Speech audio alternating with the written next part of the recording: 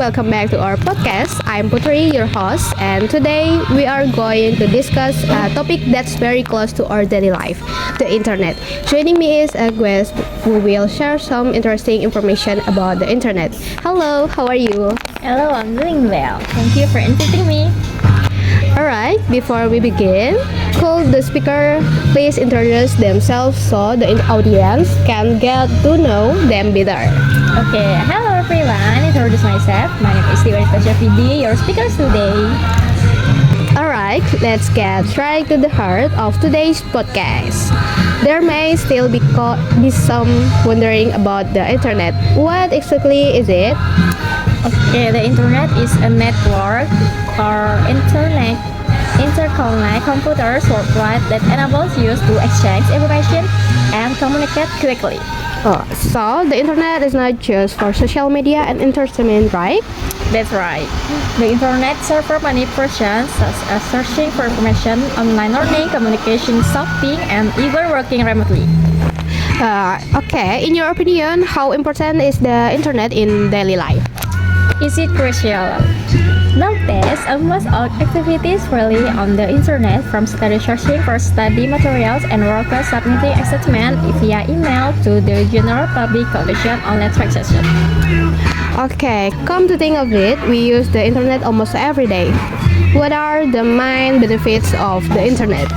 There are many benefits. First, it facilitates access to information. Second, it speeds up communication via chat, email, or video calls. Third, it supports educational and war-related activities. Furthermore, the internet also aids business growth and the development of the digital economy. Okay, that's very interesting. However, aside from the benefits, does the internet also have negative impacts? Certainly, there are, for example, the spread of hoax, online fraud, cyberbullying, and internet addiction if it is not used wisely. So, how do you use the internet wisely? We must select information from trusted sources, safeguard personal data privacy, avoid readily believing information of unapproved accuracy, and manage our internet use time to prevent access. I agree. Many people sometimes immediately believe the information circulating without first verifying its accuracy. That is absolutely correct. That is why the ability to filter information is crucial in today's digital era. Okay, before we wrap up, do you have a message for the listeners regarding internet usage? Okay, my advice is to use the internet for positive purposes such as learning, seeking information, and developing skills. Use the internet wisely so that you can fully reap its benefit. Alright, thank you for the explanation today. You're welcome, and thank you too. So we can conclude that the internet is a highly beneficial technology that has become an essential part of our daily life. However, we must also use it wisely and responsibly. That's absolutely right. Thank you to the listeners who have followed this podcast. See you in the next episode. Bye bye. See you later, and thank you.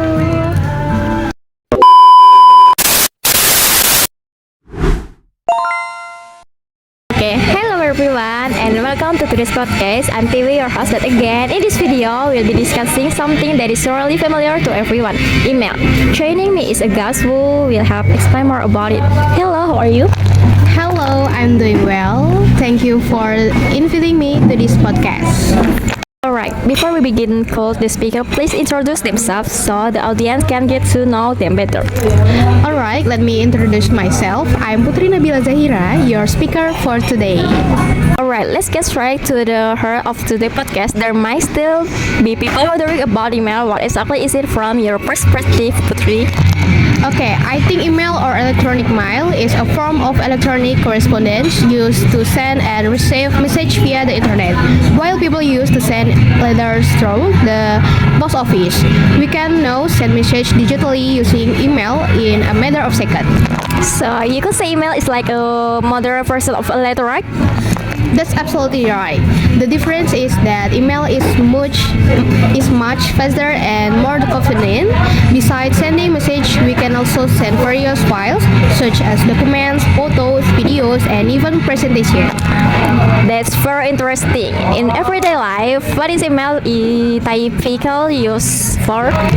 There are so many uses. For instance, signing up for social media, creating online learning accounts, submitting assignment to teacher or lecturers, applying for job, and communicating in a professional setting.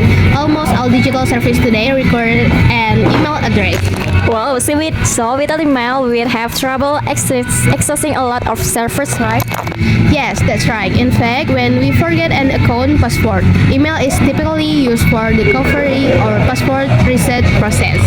Okay, in the case, what are the advantages of email compared to other form of communication? There are quite a few advantages. First, it is fast and easy to use. Second, it allows for the sending of files in various formats. Third, send messages are safe, making them easy to retrieve when needed. Furthermore, email is considered more formal for school or work-related purpose. So, Putri, I often hear the term spam in the context of email. So, what exactly is meant by spam? That's a good question. Spam refers to messages sent in bulk that are typically unwanted by the recipient. Examples include excessive advertisements or suspicious messages that potentially involve scams. So, how do you use email safely? Some of the methods include using a strong password, not sharing your password with others, enabling two-step verification, and avoiding the indiscriminate opening of links or attachment from unknown senders. Wow, that's really important to know. Especially since there are so many cases of account theft via email these days. That's right. That is why we must always be cautious and safeguard the security of our email accounts. Before we wrap up, do you think email is still relevant in today's era of social media?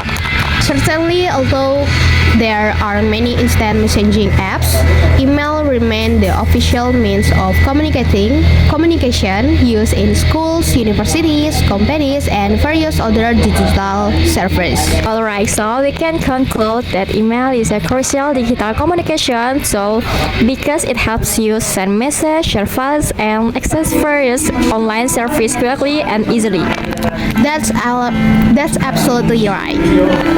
Okay, alright. Thank you to our speakers today. You're welcome, and thank you too. And thank you to everyone who listening to this podcast. See you in the next episode. Don't forget to stay wise and safe when using technology. Bye.